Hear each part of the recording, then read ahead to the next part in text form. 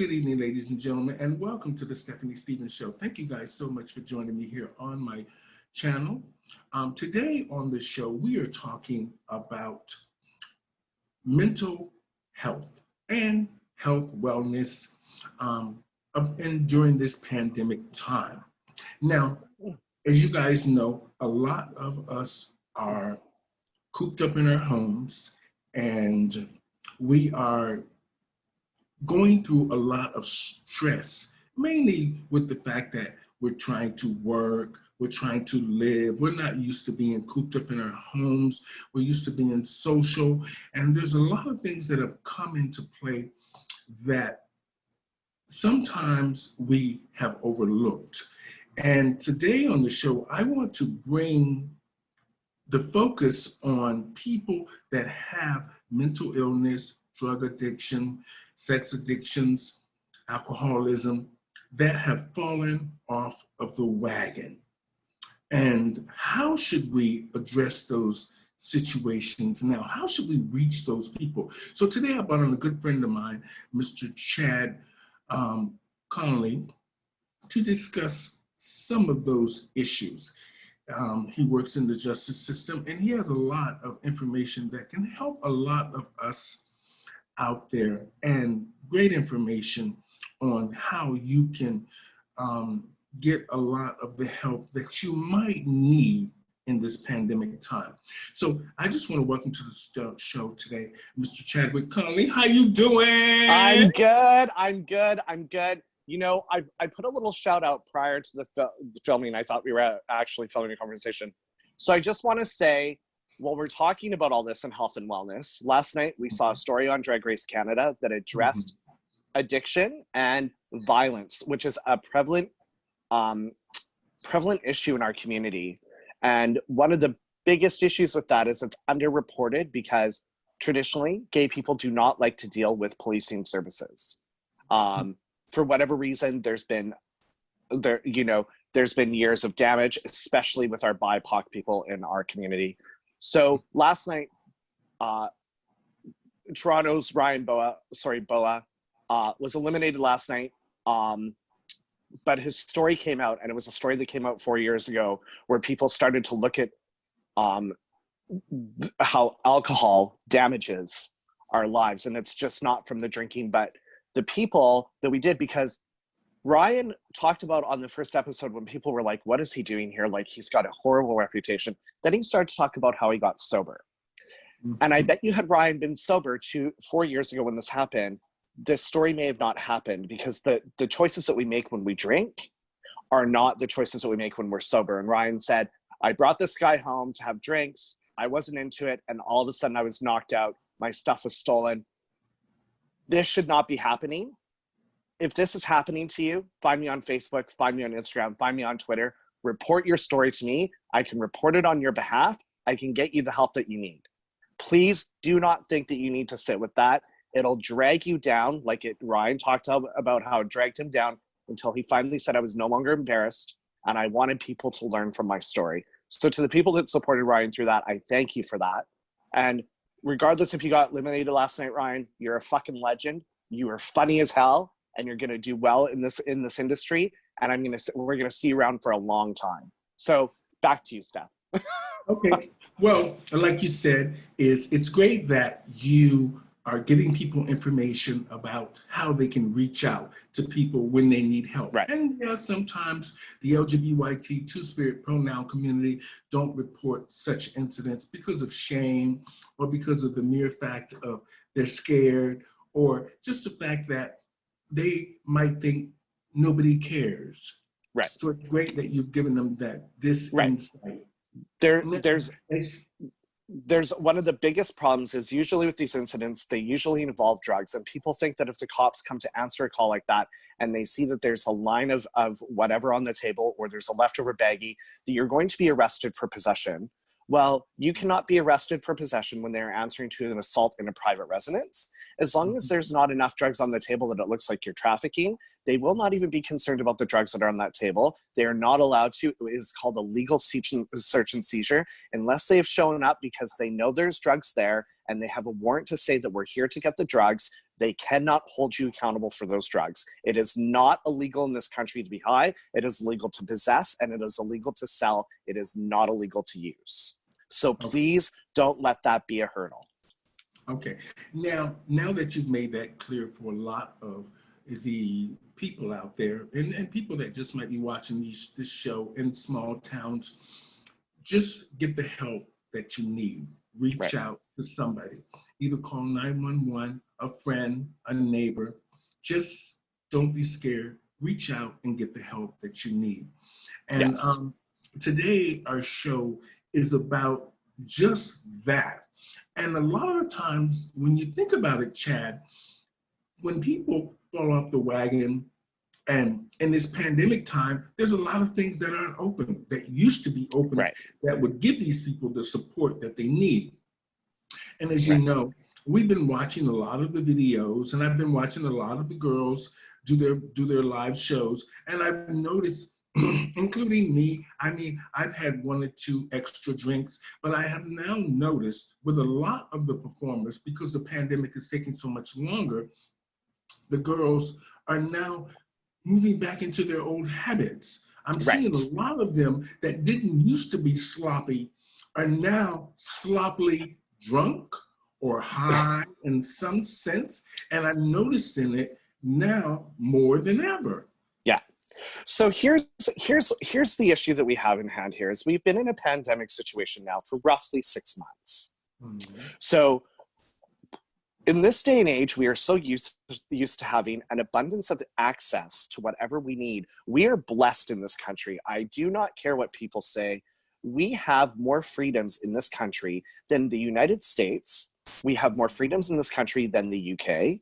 We have, maybe Switzerland may compete with us. But in terms of multiculturalism in this country, we still experience racism, of course, but we don't experience it at the level that we see in other countries. And I'm not excusing and I'm not justifying, but in this country, we have an access of service, and that is because we are taxed at such a high bracket that social programming is a thing in Canada. And when they started to socialize medicine in this country, which happened, I think, back in the early 1920s with Representative Douglas, and then also the guy in the East, I forget, it's something that I studied in school. It's probably boring. We don't need to get into it, but in January, I could walk out of my apartment and I could be there's 10 different 12-step meetings for me to choose from within a 10-minute walk of my house. I live in Vancouver's West End, which is predominantly the gay community. It's like Church Street, but not as fun. Mm-hmm. And we have the LGBT Center, which has a noon meeting 7 days a week of Alcoholics Anonymous. We have 2 Narcotics Anonymous meetings a week and 1 Crystal Meth Anonymous meeting just at that building alone. And that's not including the neighborhood churches and community houses where these meetings. And now all of a sudden, we are told these are shut down and we need to move our meetings to an online platform. Mm-hmm. Now, I'm going to tell you something. I feel weird when I'm looking at you on a screen doing this, right? Like I would, in a different time, because I have access to flight benefits, I would have said, you know what? I'm going to come into your show. We're going to do it live. I'm going to fly over to Toronto. I'm going to spend the night, and fly back the next day, right? Mm-hmm.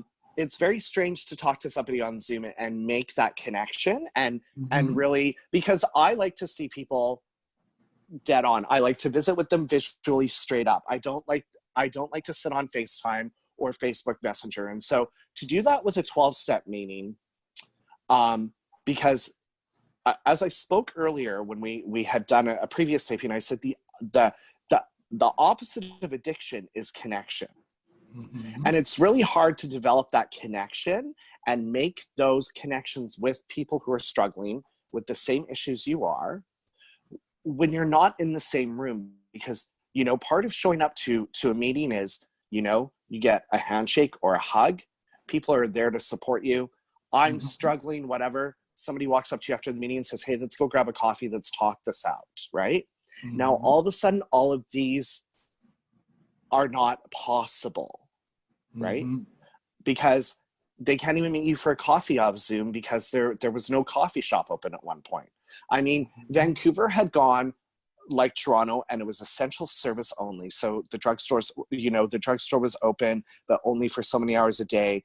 There was reduced hours at the grocery store, and it was, if you were seen on the street, people would be like, why aren't you in your houses? Whatever, right? So all of a sudden you have an addict who was new to recovery. They could have been 1 week in before this pandemic started. Their first meeting could have been the day before the shutdown happened. We don't know, right? The blessing that I had through this is that I have long-term sobriety. Like I've been, I've been sober for 19 years now. And so I have those skills and those tools that for the last 5 years, I've been in post-secondary education, plus I work full-time, which doesn't leave me a lot of social time. But if something happened like this when I was in my first year of sobriety or in my first 2 years of sobriety, would I still be sober? I can't answer that.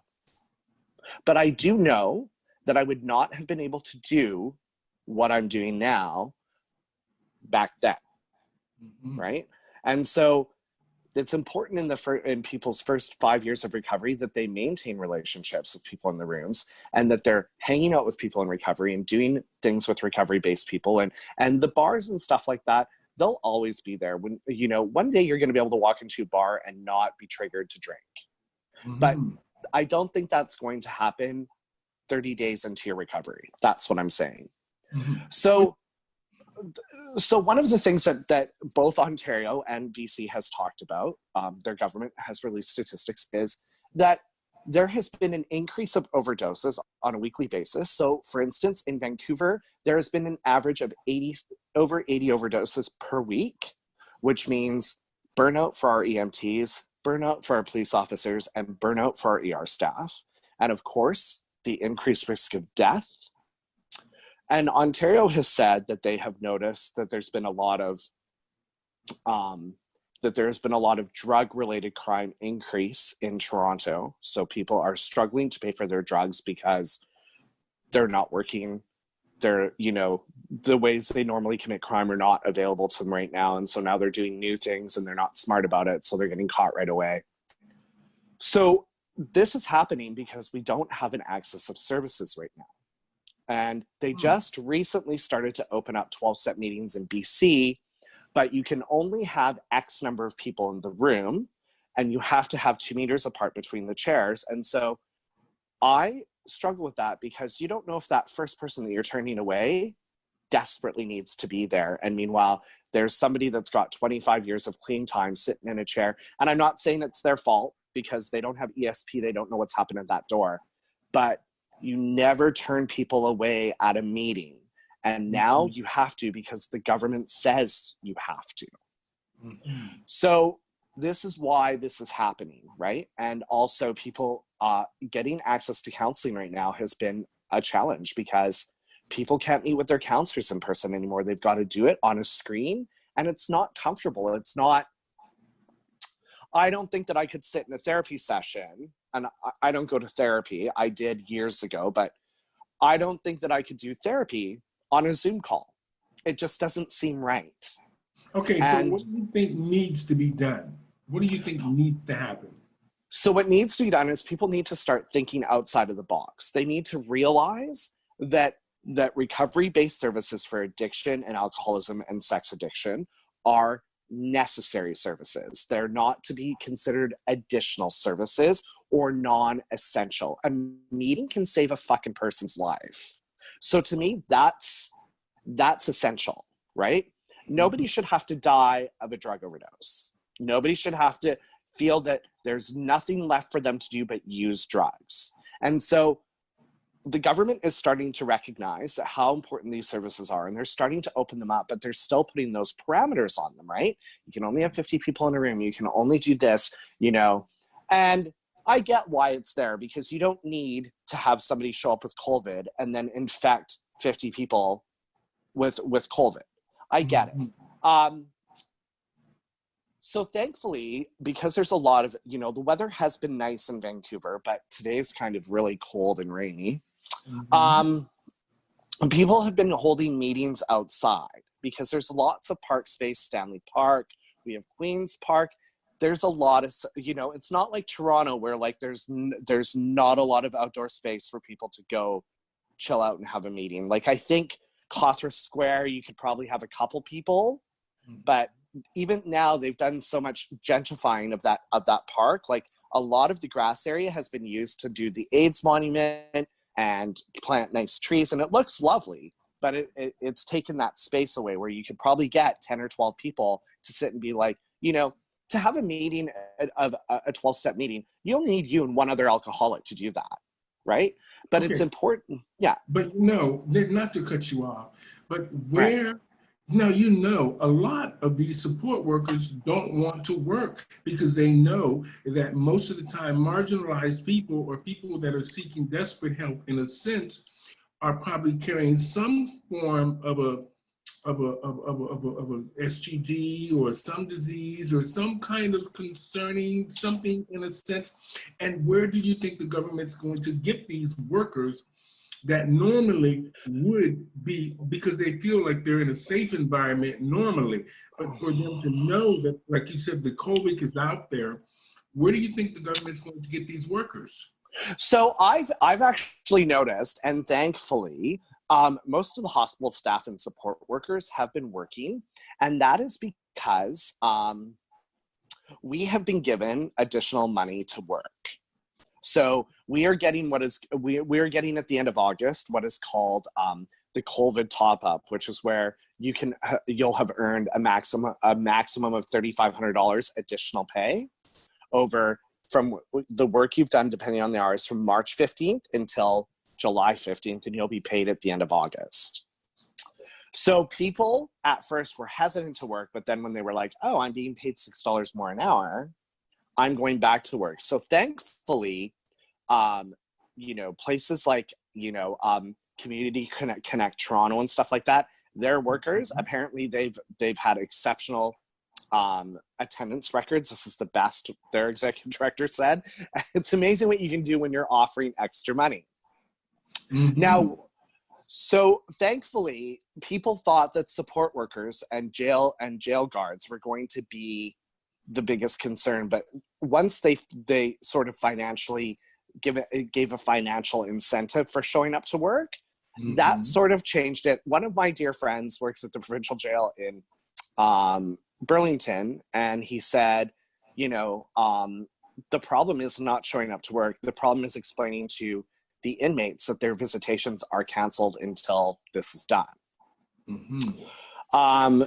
Which for me is kind of, you know, I understand the side of why they're not allowed to come. But when you're dealing with a person who's in jail, and you like even their first time, or whether they're doing life on installment, it is important that they maintain contact with their families, right? Well, you know, it's for me, I find there's a lot of gaps in between a lot of trying to get people services, trying to make a decision about where we are with the pandemic, which group of people it's affecting the most, who are most likely to succumb to catching the virus, who's more likely to spread the virus. And at the end of the day, there's a big gap between the doctors, the nurses, the support workers, government. And like I said, is that we need some sort of essentials for people that are marginalized in a sense. But when people are in their homes, you would think doctors and nurses, or some nurses, would be knocking on doors. Right. Now, what I found was that if you know where these people are, and you know that they're home, and you know that 9 times out of 10 they're safe in their homes, but I think there needs to be some sort of a visitation, a knock on the door to say, are you okay? Because like you said, the virtual thing is not working. And it works for some people, but it doesn't work for, I would say, 90% of the people, because most people, and mainly older people, don't even know how to use a computer. Right. So for them to try to do virtual meetings, whether they're, because there's a lot of older people in the shelters, a lot of older people that do drugs, a lot of young people that just don't care that they're in the situation that they're in. And they're not going to just pick up a phone and say, I need help, this and that. They're going to go back to the same routine that they're used to doing, hanging out in the community and looking for a quick fix. Right. Now, And that. Now, I just want to bring up a couple of things, and then you can run it down for me. Like I said, there's a lot of people are going to try to go back to their old ways, and it comes back really quick when you're isolated or there's no services and no help for you. Now we're going to see certain things like the sex addiction. The bathhouses are closed, where a lot of gay men would have probably been socializing and doing drugs in something that they thought was a safe environment. 2, the gay bars, only seating 50 people. Now, these are alcoholics that attend bars on a regular basis or want to go there and see their favorite queen, and they just have an intention to drink just a little bit more than you. Go see Scarlet for their 12 o'clock beer. Hello. Now we're going to see a rise in evictions, because the government has now said that the landlord and tenant board can proceed now with evicting people. Also, the work situation in this pandemic, with a lot of the businesses closing, there's no real numbers of how many businesses have really closed and how many people are really out of work. But I do understand them when they talk about the evictions, and that the money that they have given to the majority of us to help us along. Now, I'm not saying that people should be evicted from their homes, but the fact that the government gave you $2,000 extra a month or whatever it was, which should have carried you for 3 months or 4 months in this pandemic that we have been going through. What do you think needs to happen now? What do you think should happen with the evictions? Let's talk about that for a minute. So,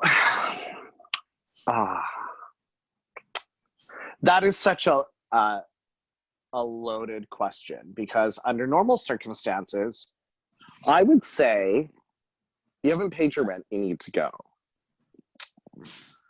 Now, we have just 6 months into a pandemic. We have the highest unemployment rate that we've had in probably since the 30s, when the dirty 30s hit. People literally have no jobs, and they're given this $2,000 a month.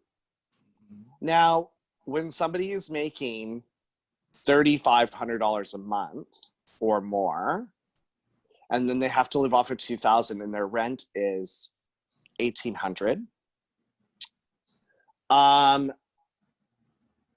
I think that we need to have a bit of compassion for that. And,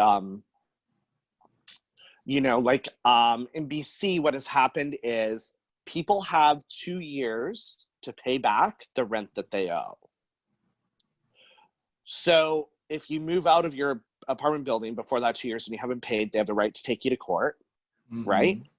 I agree with both that. So I agree that people should not be evicted, but they should have to pay the rent that they owe, because at the end of the day, you pay what you need to take accountability, and you need to say, you know what, I'm back to work. I'm going to pay an extra $200 a month until I'm paid off, right? Perfect. Because you know what? Every building owner was given a bailout from this government for them to cover their losses, right? So the government has already helped them. They're not out any money, right? They may have not been given the full 100%, but, So single family units were in Vancouver were given $300 a month rent relief from the government. So I have a friend who lives in my building. He pays $1,500 a month for his apartment. When he was on CERB and he was getting the supplement, he had to pay $1,200 a month. But that only left him with $800 a month, right? So thankfully, his car company took care of his payments while this was going on, whatever. But there's so much more. People aren't just paying their rent. They're paying their, like I pay my rent, I pay my car, I pay my insurance, I pay my student loan payment. I've got lots of shit to pay. Okay. So what should happen to the people that don't pay anything? So are they not paying because they're choosing not to, or because they can't? The reason I say that is because there's going to be a lot of people out there that thinks the government money is just free money. Right. They know they're getting the money, but the majority of the people will think that the money is free money and that they don't need to pay their loan right away, because at the beginning of the pandemic, the government did say, well, we're going to stop evictions. We're going to, put it on hold. We're asking the landlords to have some compassion. And of course, they gave them a little bit of time in between. But yet within the 2 months or the 3 months that they were giving you time, there's $6,000 that they gave to a potential tenant. And I understand that they need to eat and understand that you need to pay the hydro. But these were things, I'm just saying, the reason I'm saying this is because from my experience, they didn't give me a dime, but they gave me my tax money, my Trillium and my, GST. That's it. Right. But for people who got the 2,000, let's just say this is going into the 4th month now, you have $8,000. There should be no way you should be $8,000 in debt of your rent. Even if you gave the landlord half of the 2,000, right, you should only be a month or a month and a half behind in your rent. Now, if you were behind before this pandemic, then that's on you. Okay. Now, I don't want to get into the whole political thing about how people should run their lives with it, but I just wanted to talk about the eviction thing, because I think that it's important that we bring that up during the pandemic. And eviction here's the thing though, is eviction causes way more issues than just throwing that person out of the apartment. Now we've got a person on the street and now they're going to be accessing our government services, right? So it's this snowball effect. And, so if we evict everybody in Toronto, good luck. I was trying to narrow it down about here's the thing. The wagon thing. Right. So here's the thing. In BC, if you were doing anything that a landlord viewed as unethical while you're not paying your rent, you were allowed to evict them. An agreement that I would make with a tenant is, I would say, you know what, you're doing everything possible to help yourself. So I'm going to just leave you alone. But if you showed up to my door after a 3-day meth bender to talk about how you can pay your rent because you had no job, I probably wouldn't have any sympathy. Because now, I mean, I just want to cut and dry. So let's leave it there, okay? Yeah. I want to talk about the next thing. Is a lot of the LGBT Two-Spirit pronoun community is out of work, or they get government assistance.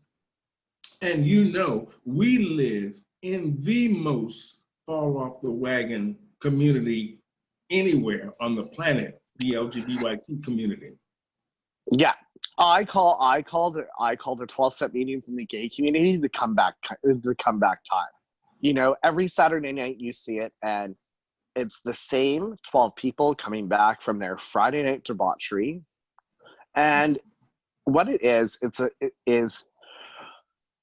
when people relapse, especially after a long time of sobriety, these people who are like 5, 6, 7 years clean and they think it's going to be different,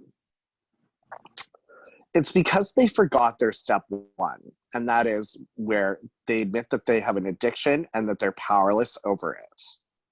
And that's usually where you'll learn that person's story. And so what I say is people forgot their step one, right? Which is to show up and admit and be accountable on a daily basis. So unfortunately, this community and like the apps are the biggest setup for a person struggling in recovery. Those apps are like, it's like, you know, it's like Meth Head Central on Grindr and Scruff. It just is. And it's even worse on BBRT. And so like for me, I keep my dating app use to a minimum, and I'm never on them after 10 o'clock at night because I know that 95% of the people out there are strung out and methed out, and it's only gotten worse since this pandemic has started. And it's an unsafe situation because at least when you're at a bathhouse, there's staff, it's monitored, there's other people there. So you really can't be victimized there. You know, like when we were talking about the story about Ryan Boa, you know, that happened in his private home. He brought somebody home to drink and all of a sudden he was not into what was going on and the guy beat him and raped him. And those things don't happen at bathhouses. And people say it's disgusting that we have drug use in the bathhouses.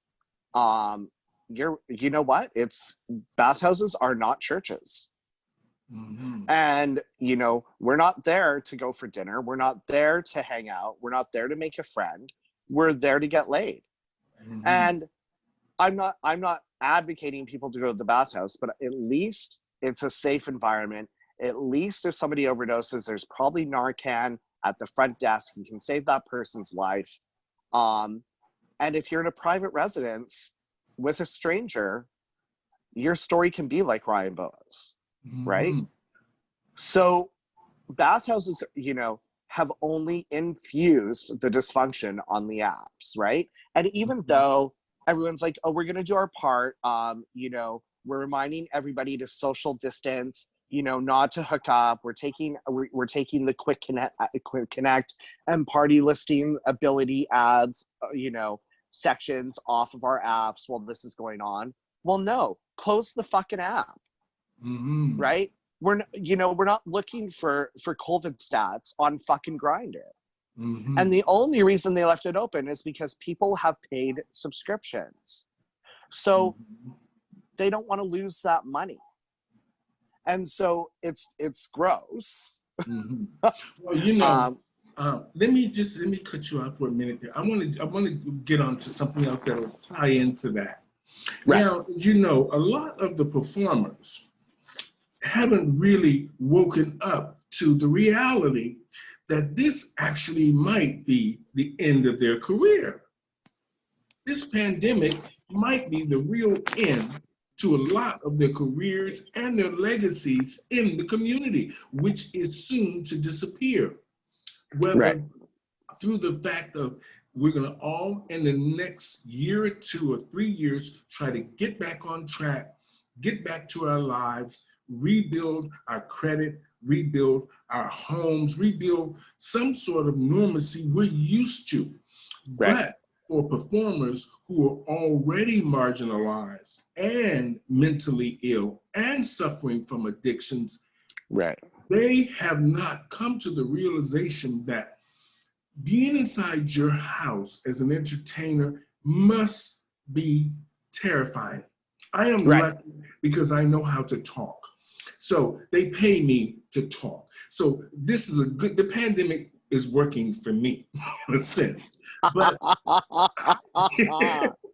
I feel really, even though a lot of them I don't like, and I don't like the way they've done things and have done things to me and many others, I really feel that the pandemic for the performers in our community will have a real devastating impact, if it's not already having an impact, because we know queens have the biggest prides in the world. And we know how the majority of them live, because we've been to a lot of their homes, even Well, before the pandemic. you know what? There's this meme going around saying that it's a Deborah Cox meme, and prides have been canceled worldwide, and they said that Deborah Cox is going to have her essentially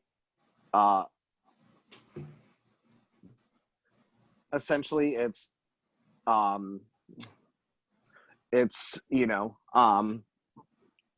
people are making jokes, and it's true. Deborah Cox really probably cashes in on the Pride season.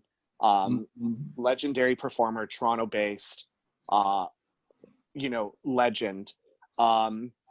But is she going to be legendary after this, right? Is what the question is. And here's the thing, is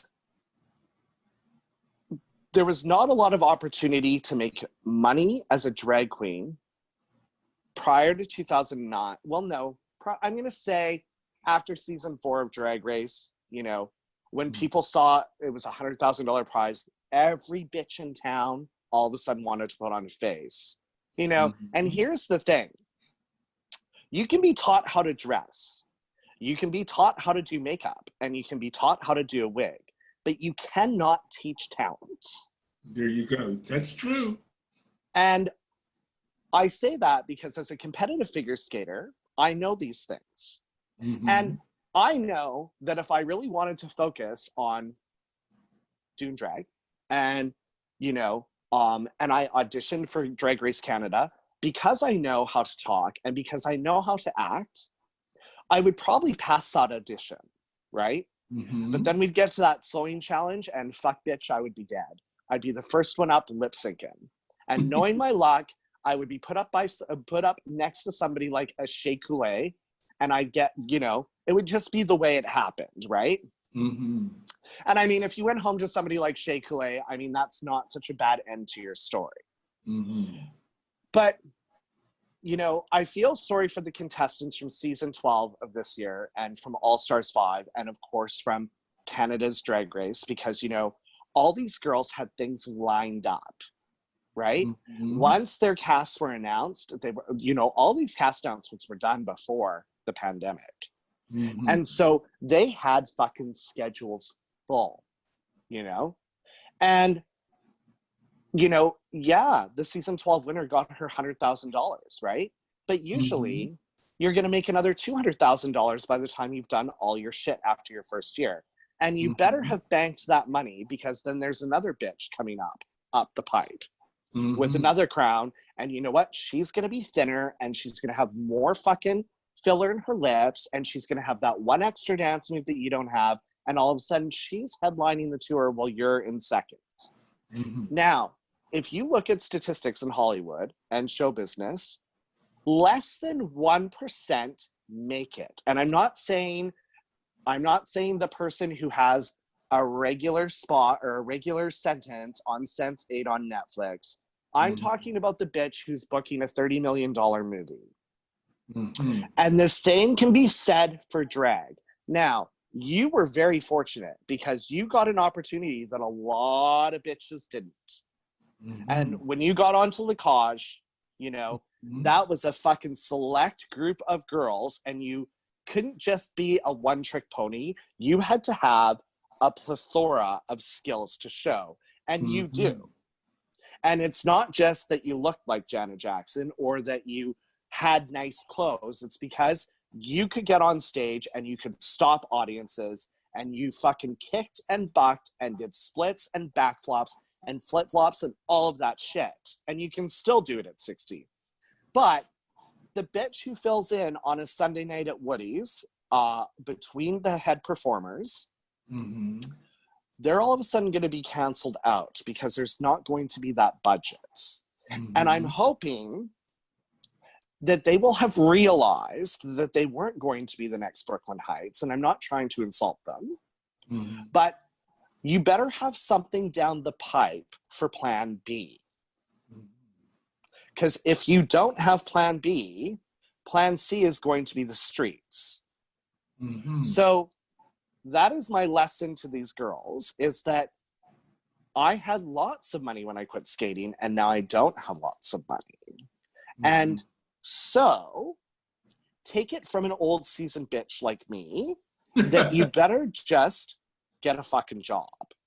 And in 3 years, if drag starts to pick up again, pull those fucking Le Chateau dresses that you happen to buy and pull out your makeup and maybe book a few gigs here and there.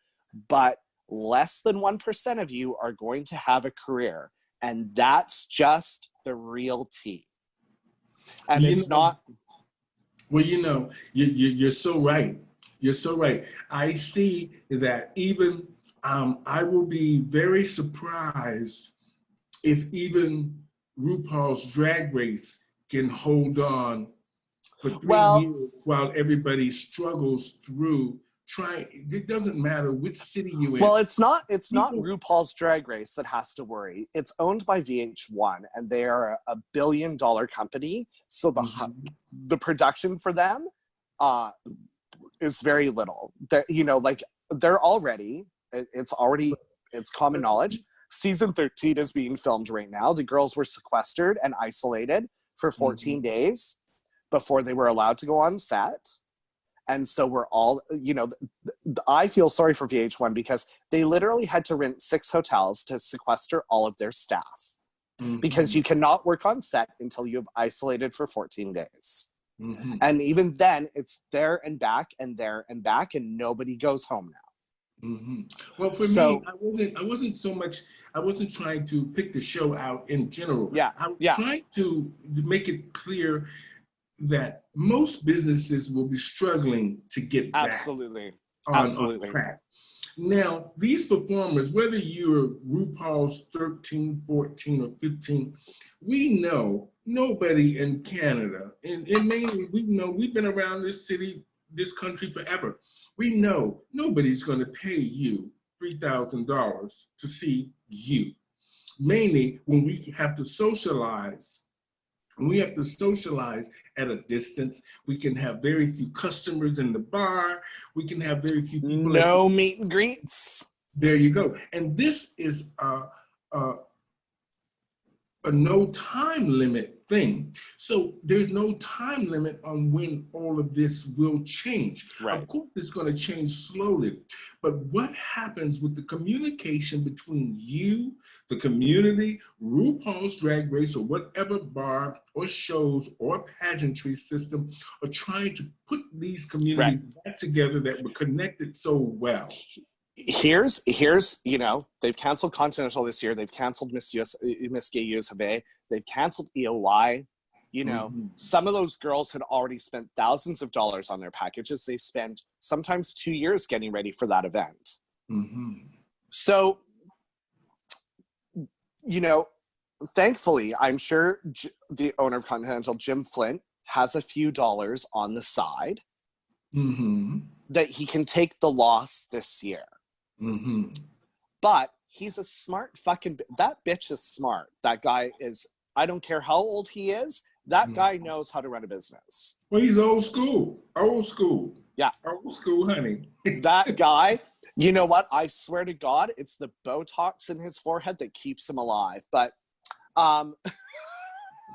sorry, Jim, I'm just kidding. But does he want to go? Do I want to put this money up next year? Because is that bitch going to make me money because she can't go anywhere? Right? And I guess I shouldn't say, that bitch, but usually. Well, we know that just in the business sense, Jim Flint is smart. And not just Jim Flint, many business people are smart. Yeah. And of course, they're going to have in the back of the frame of their mind is that we used to pay this person this. We used to pay this person this. And we knew the basic overall budget. Right. But now, of course, when these other reality shows start pushing for, let's just say Pose, they start pushing the trans women to do talks, to do meet and greets, like you said. And this is not, these kind of things are going to come up. And then, of course, there's going to be RuPaul trying to push her winner or the contestants from RuPaul's Drag Race. And then you're going to have other groups like the Balls seem to be making a comeback now. The legendary Balls, they've stepped those up a bit. They're going to be pushing. And when you think about it, they glamorize a lot of these things into like making them look like it's show business, stuff that would be very appealing to us if we weren't in this pandemic. Right. But you know, Chadwick, I have to say this. I think that the girls hustling online is good and bad. So I'm going to tell you the good. So the good is when you see somebody like a Tasha Long, who is a legend and one of the finest, like Dionne Warwick, Whitney Houston, she can pull any of those divas from the African community out, and she fucking does it like you wouldn't believe. And I know you do Dionne Warwick too. I was just giving an example, but I understand. Yeah, I don't hate. But when you see her on Zoom and she's working, she has decorated for the gods, and she is professional. You do not see the cocktail glass on the side. When she's talking to her guests, you see she's got a fucking bottled water. You know, she's not one of those girls. Now, here's the problem that I have is she was talking about how she struggled to make a couple $100 on Venmo and Cash App, but there was this queen, a nobody, who got so drunk that she passed out halfway through her number and woke up to $1,900 in tips. Now, this is something that was brought up in the first episode of Drag Race when they were all discussing, you know what, I got sober because I was a fucking mess. I didn't like how I was drunk. The person who went home first was this beautiful queen named Juicebox. She told her story and she said that people stopped coming to her shows once she got sober because people enjoyed to see what antics she would get up to when she was drunk because she was one of those reactive drunks. Now, I don't care what anybody says. You know, she went home first, but when she did her lip sync for her life, I was like, you know, I kind of like this bitch. She's got some, she's got some talent. She's pretty. She's got some personality on stage. Is she a legend?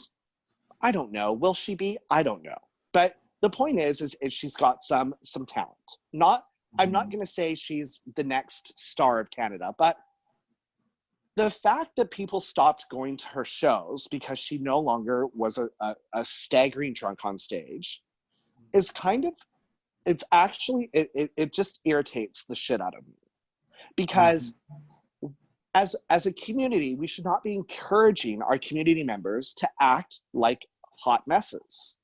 And so you tipped this queen $1,900 in tips because she's passed out on her Facebook Messenger app live or whatever, and you think it's funny. Well, how the fuck do you know she hadn't popped pills and didn't overdose and she wasn't sitting there dead? And now, so, okay, go ahead. So these girls that are. I want to go back to just so I don't want to interrupt you too much. I want to talk about Tasha Long and the connection between her and Anaya, who they call the Sleeping Queen. Now, I understood. To be honest, I understood how she made the money, and it was no fault of her own. It was the fact that she was trying to do something, I think, that was trying to benefit her friend, and it ended up benefiting her. Right. Because she couldn't just hold on. No. She did all she could to do what she could to support her friend, but in the meantime, she was so tired or whatever the situation was, or so drunk, she just passed out. But the intentions were made at the beginning of watching Anaya. She was there to support her friend. Right. But now, with Tasha Long, to me, I understand what she's saying, but people like Tasha Long should have a family, because she's put herself in so many of those pageant families she should be working in a family, to me, into the Continental Queen should have a telethon, all of them performing like they were doing with local merch. And I'm Right. sure they were making some money. They probably And didn't make enough money because the egos got involved. So, well, there's a few of those Continental girls that kind of think the world is about them, and you know, and we are understand.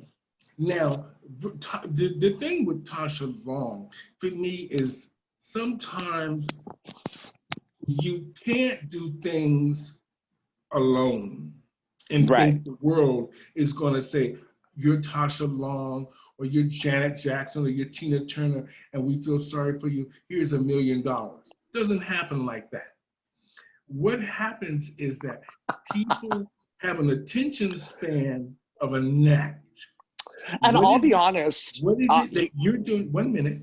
What is it that you're doing, Tasha Long, that the other 20 pageant queens from Continental aren't doing and looking just like you or better than you? And they're on at the same time as you. So who should we choose to watch? It's like watching TV. Here's the thing. When I see those Facebook Live posts, right, it's usually American queens.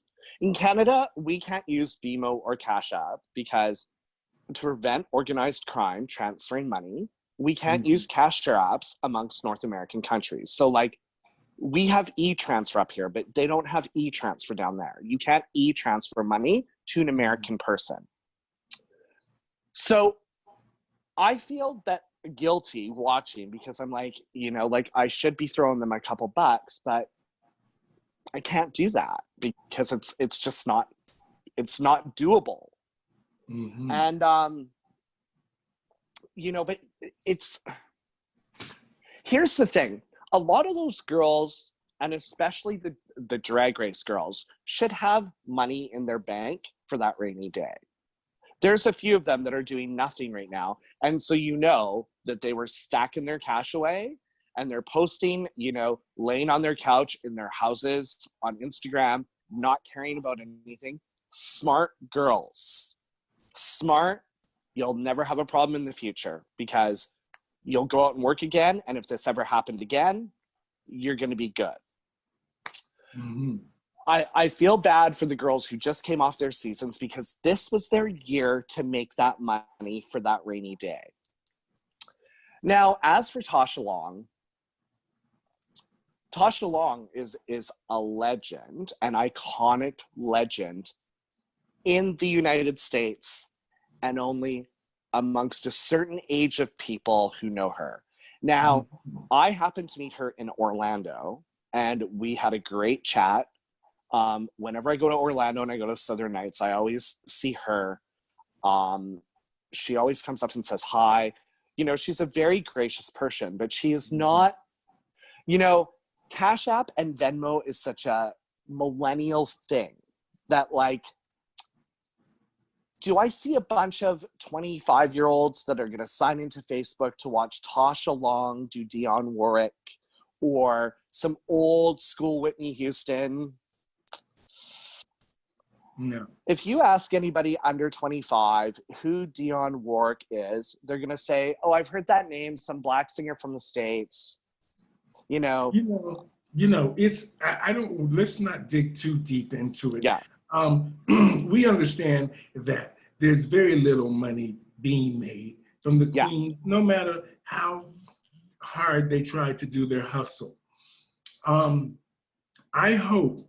want to wrap this up. I hope that during this pandemic time that the queens will understand that they need a second career, and they will understand that, like we've always known, show business is hard. And now with the pandemic, it's become harder. And how do you separate yourself from the others? How do you get someone's attention who's not really paying you any attention? Because record companies, TV shows aren't really looking for anybody to do nothing. Not even Netflix, who's just open to our community. Right. These things down the road, They have so many shows already in the pipeline. You can imagine how many movies we would have already seen if the celebrities weren't on lockdown and they couldn't do the movies that they're already contracted to do. Right. So in all fairness, I hope that during this pandemic, a lot of people don't fall off the wagon. They seek the help that they need. They Absolutely continue to try to do what they do to keep a roof over their heads. And they continue to try to just create some content on, whether it's online, offline, that will be valuable to them in the future. So they don't end up in this situation again, because I really do find coming up in the winter months is going to be the most challenging months for all of us. We haven't seen the drama yet. You know what?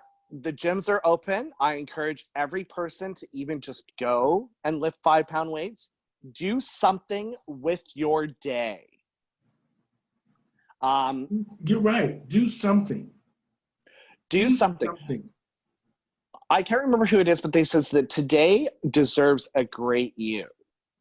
So show up for yourself and you know, and get support from those people who want to support you, and you know, and support your local queens.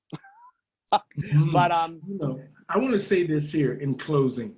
You know, I want the drag queens out there, the performers, the dancers, and a lot of people who were thinking about opening a business, no matter what it was, but especially to our community, the LGBT Two-Spirit pronoun community. I want them to understand that this is an opportunity for them now. You drag queens out there, you've been watching each other do shows, you know who's doing what, you know who's determined, you know who's professional, you know how they look, you've been watching. Remember this, leases, buildings are for sale now, lots of leases are everywhere. All the rents are dropping down really low now. Lots of places for you to think about owning your own drag clubs, having your own drag business. Stephanie, you should open your own. You know me, I've been talking to my sister and she's been like, you too old, but oh! She said, I'm too old to be trying to be worried with these children. And she's probably right. And these girls need to think about that now. This is the perfect time for them to get together, even unionize themselves, understand that they can't be doing shows for drink tickets and doing shows for not what they're worth. They need to understand their worth. And they need to understand that there's an opportunity now for them to have their own clubs. Right. And on that note, I'm going to say, you know, I hope people don't fall off the wagon. Be strong. Get the help you need. If you need to reach out to somebody, reach out to Chadwick or send me a message and I'll send it to him. Hopefully, people will get the help that they need, and hopefully we will survive all of this madness with whatever addiction we are dealing with. Let's stop being statistics. That's stop being statistics. That's great. That's great. That's stop being statistics. Not the good ones that say, you know, you're part of this statistic that has changed your life. I'm talking about the other statistics that we look at, because people don't ever look for the good statistics. They want to see the discrepancy in statistics. So I'm talking about the people that are dying, the people that are being raped and not reporting, the people that are being assaulted and not reporting. Let's stop being those statistics. Thank you, Chad Conley. You're welcome. Thanks. It's great to hang out with you again, Steph. You too. We will chat again soon. Absolutely. Ladies and gentlemen, I just want to say thank you to Chadwick Conley for being very informative. We had a great long conversation here today about people falling off the wagon, about where we think drag will be in a few years and where we're going to go, what people should do to try to reach out to get the help that they need. And hopefully we've had enough of a conversation and enlighten somebody to help people to understand that you are not alone. We are all going through this, but the challenging times are coming. And mainly in Toronto, with the fact of the winter months are right at our doorstep. So take care of yourself, people, and do what you can. And over and out, Chadwick. Hopefully, somewhere along the line, there'll be a silver lining coming soon. But until then, my Absolutely. friends, good luck. And I will chat with you soon, Chadwick. Take care.